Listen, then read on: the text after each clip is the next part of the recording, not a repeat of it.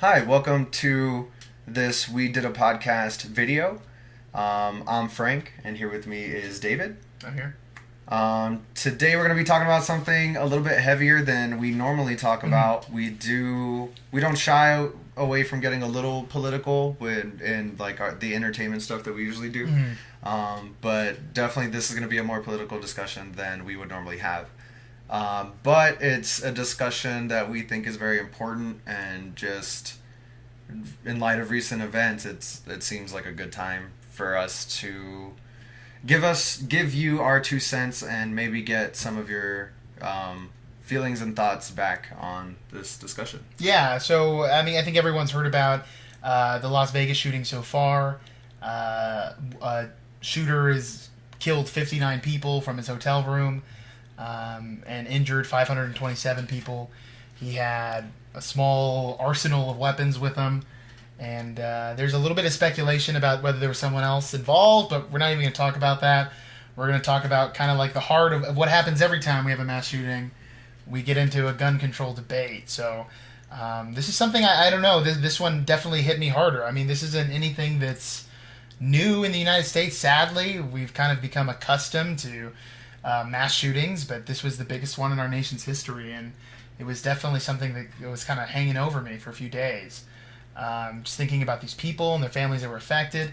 So we just wanted to kind of talk to each other, get our ideas, bounce them off each other. Yeah, it's definitely not a discussion that we've explicitly had like one-on-one with each other. We've discussed it with other people when we're both around, but I don't think we've ever had just a one-on-one on how we feel about gun control. Yeah, so why don't we start off, Frank? You recently were going to purchase a firearm, right? Yeah, I actually went to go purchase a firearm last week, I believe it was. Just wanted to buy a little 9mm handgun. Just gonna use it just at the range, just as a hobby. It's just something I like to do. The firearm purchase didn't go through, and this is definitely something that I wanted to talk about. I feel like a lot of people in the country, gun owners know exactly what it takes to buy a firearm.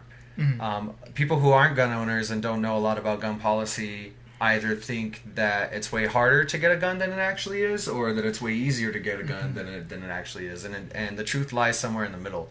I've purchased firearms before, and I've gone through the proper channels and done the background checks and passed it. This time, I believe there was some type of mistaken identity.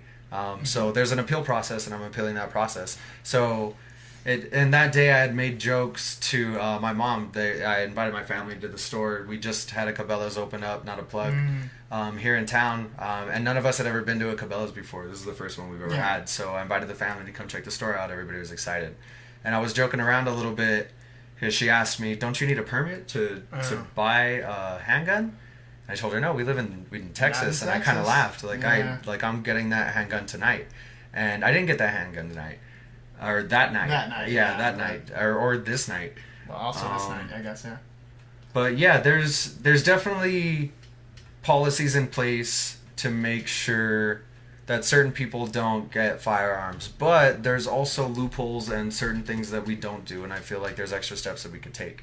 Yeah, definitely. We all pretty much know about the gun show loophole, I think. Especially in Texas, that's a big thing. We have some that here in El Paso that are quite large. Yeah, I think we have there's a specific gun show we have maybe like 2 or 3 times a year. Yeah, because there's one that happens in the summer and there's one that happens in the winter. If you're unfamiliar with this, basically you can go into a gun show and get a firearm with under an hour. Yeah, Texas allows for private sellers to buyer. Yeah, with no background checks. With no background checks. Yeah, so if you're just a private seller, you can just sell a firearm to somebody. You're not required to take a background check. A lot of people will take like copies of IDs, if anything, but most people know what they're expecting when they go there. And if anything, that's a law that I think both sides should be willing to discuss, and that needs to be changed. Yeah. You shouldn't be able to just sell any person a gun without that's too much power behind that. You need to go through some kind of channel. And the gun show loophole, it's too easy, which I think we both agree on this for sure, that owning a gun is a tremendous responsibility. Yeah, it's not just... we talk about it being a right all the time, and we'll get into this discussion a little bit later, but It is a responsibility.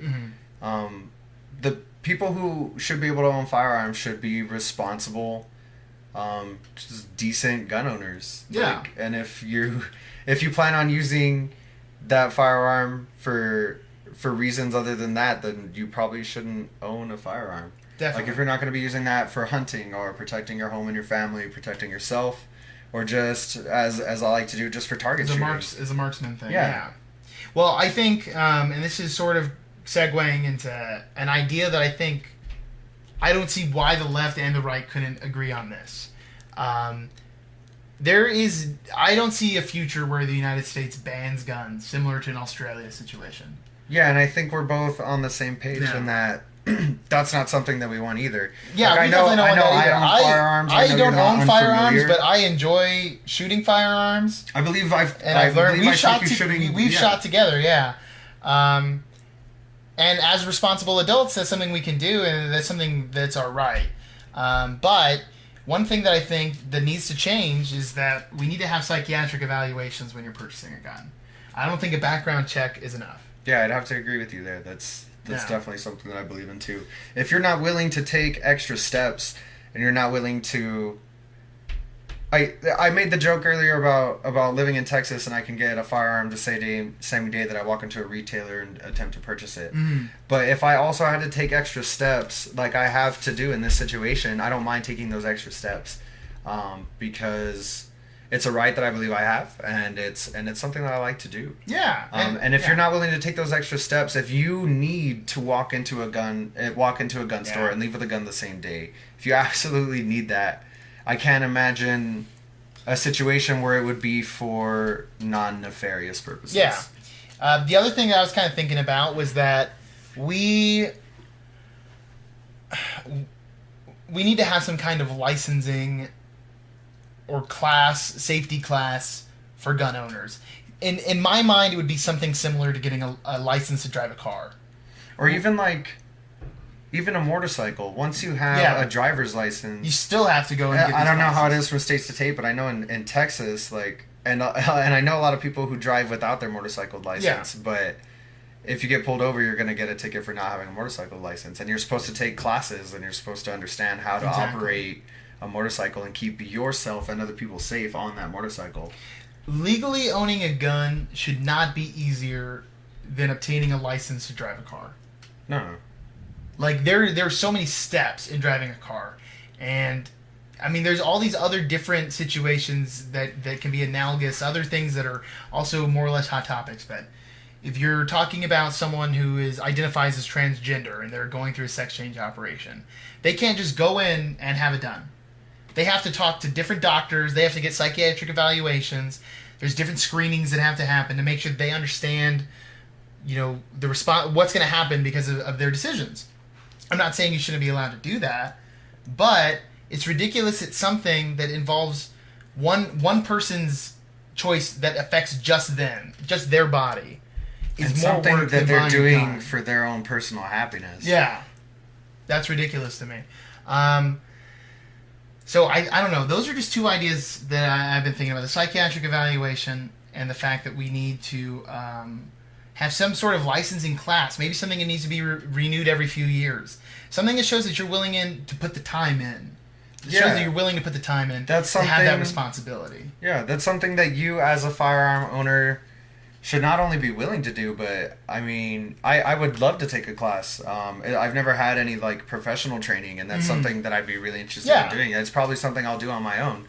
You should understand not only firearm etiquette and firearm safety, but you should understand how to operate the firearm that you plan on owning.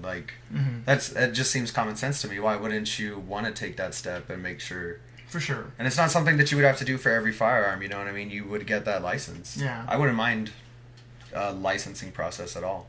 And when we talk about this Las Vegas shooter, this guy had over 20 weapons in his hotel room. Who knows how many other ones that he's actually had or maybe bought and sold. If he had to get 20 psych evaluations, every time he bought a gun, he had to submit to a psychiatric evaluation, there's a strong chance that something different would have happened. Yeah, maybe the death count wouldn't have been as high. Yeah. Maybe he would have got the help he needed and never gotten to that point.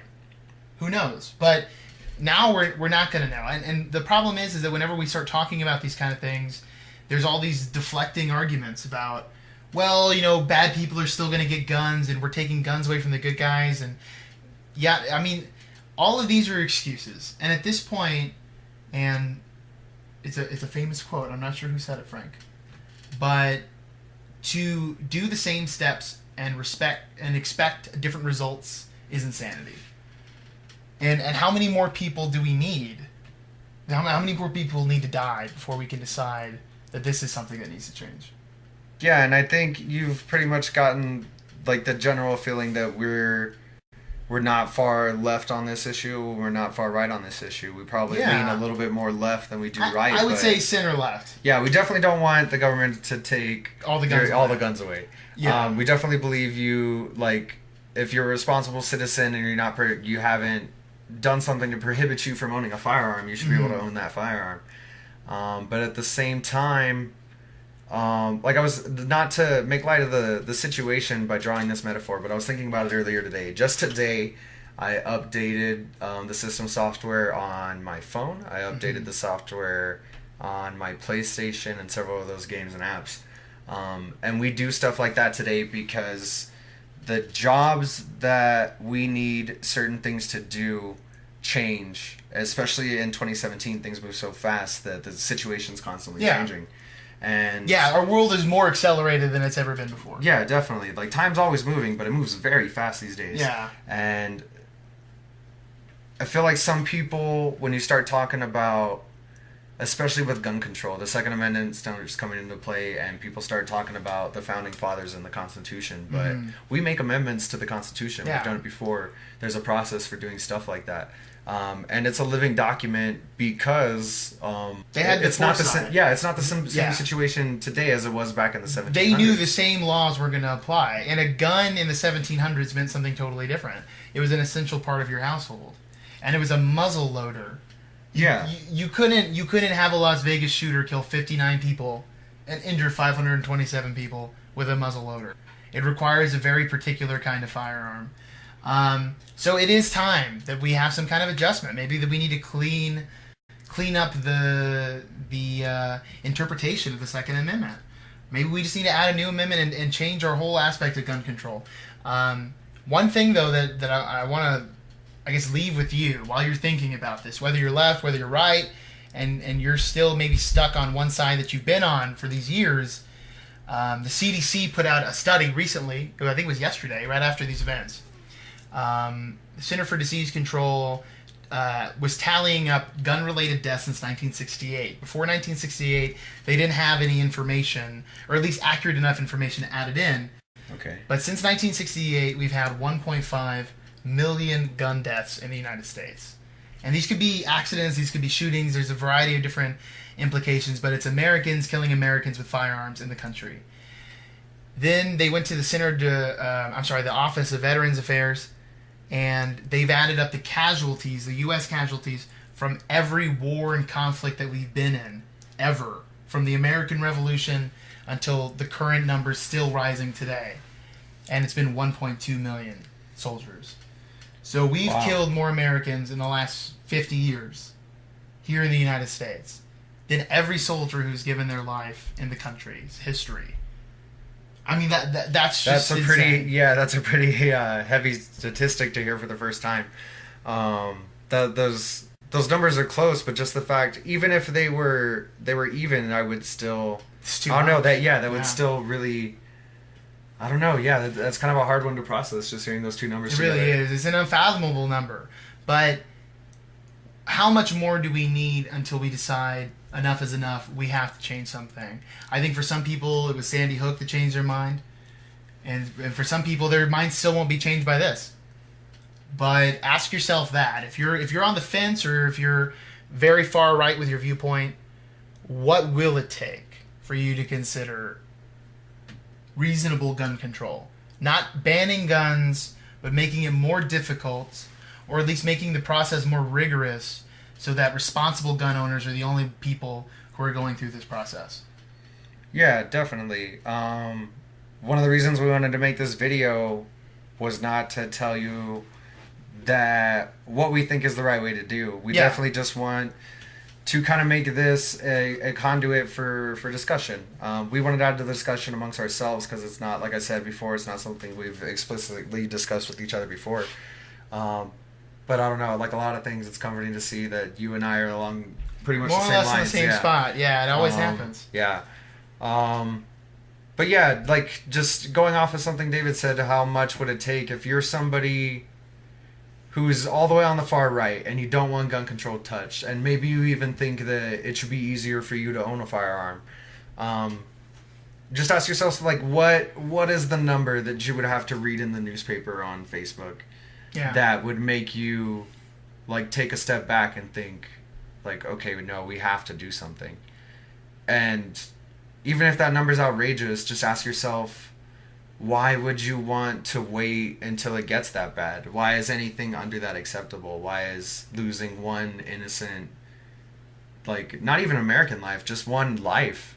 Why isn't it not worth just making it harder for something like that to happen? Yeah, definitely. And we definitely want to hear from you as well. This is something that we want to talk about, not yell at each other about, not sit standing in our points, but actually have a conversation and hopefully come to some kind of solution, or at least an idea of what we need to do as Americans to take action and to strengthen safety for our citizens. Yeah, keep an open mind, keep an open heart, love one another. Let's just try to be better to each other. You know what I mean? Like, not even just like as far as don't kill a bunch of your fellow man, but just let's be able to have discussions and not just fight with each other. Mm-hmm. Yeah. Well, thank you for watching today. Definitely let us know what you think, like we said. And we'll be talking to you about something else soon. Cool.